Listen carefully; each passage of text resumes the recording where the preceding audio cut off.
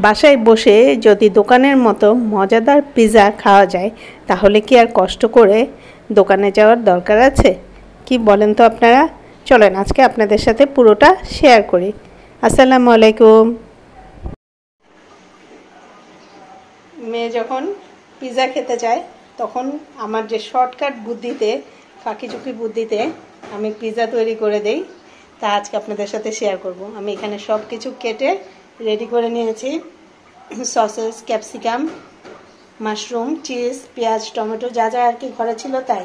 আর এখানে নিয়ে নিয়েছি আমি কিছু ব্রেড। এখন আমি ব্রেডগুলোর উপরে প্রথমে টমেটো সস মেখে নেব, টমেটো ক্যাচাপ। টমেটো পিউরি যার কাছে যেটা থাকে সেটাই দিতে পারেন, বা গ্রিন সস থাকলে সেটাও দিতে পারেন। সসটা আমি ভালো করে লাগিয়ে নেব। প্যানে কিছুটা তেল স্প্রে করে নিয়েছি। এখন এর উপরে আমি দিয়ে দিব ব্রেডগুলো।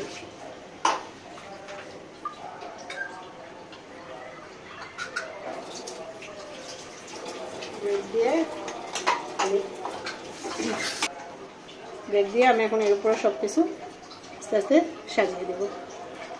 প্রথমে আমি কিছুটা চিজ দিয়ে নিব, তার উপরে আমি বাকি টপিংসগুলো দিব। এটা হচ্ছে একদম আপনাদের নিজেদের যার যেভাবে পছন্দ।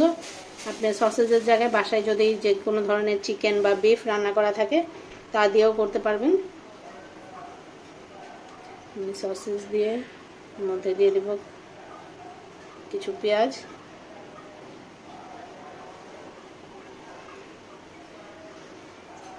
মাশরুম,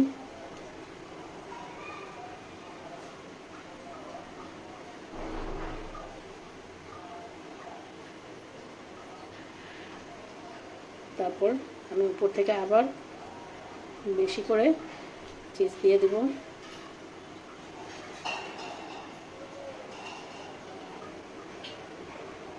তারপরে আমি কিছু টমেটো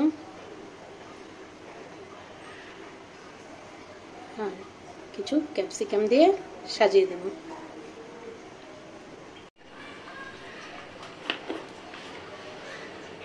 সবগুলো আমার রেডি করা হয়ে গেছে। এখন আমি উপর থেকে একটু চিলি ফ্লেক্স দিয়ে দিব।